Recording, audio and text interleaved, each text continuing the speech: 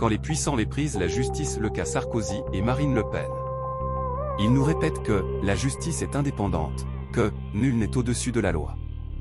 Mais dès que les juges osent condamner un homme ou une femme politique, c'est la même scène qui se rejoue, attaque en règle, accusation de complot, discours victimaire. Et en France, deux noms incarnent parfaitement ce mépris pour l'état de droit, Nicolas Sarkozy et Marine Le Pen. Ancien président de la République, Nicolas Sarkozy a été condamné pour corruption et trafic d'influence. Plutôt que d'assumer ses actes, il a choisi de s'en prendre frontalement à la justice. Il parle des acharnements judiciaires, dénonce une justice politisée, comme si les juges étaient des ennemis politiques. Pourtant, ce sont les mêmes juges qui ont appliqué la loi des citoyens ordinaires. Mais quand c'est un ancien chef d'État, on voudrait que les lois s'adaptent à son statut. Marine Le Pen aussi a choisi cette stratégie. Condamnée pour détournement de fonds publics européens, elle crie immédiatement au procès politique. Elle dénonce une justice instrumentalisée, alors même que l'enquête a suivi son cours comme pour n'importe quel autre citoyen.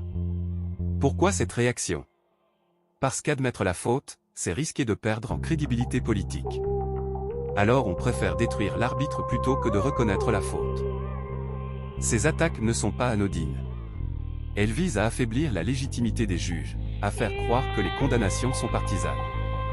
Elles servent à mobiliser une base électorale en transformant l'accusé en victime. Mais elles font surtout glisser la démocratie vers un terrain dangereux, celui où les puissants se présentent comme intouchables et où la justice devient suspecte dès qu'elle touche aux élites.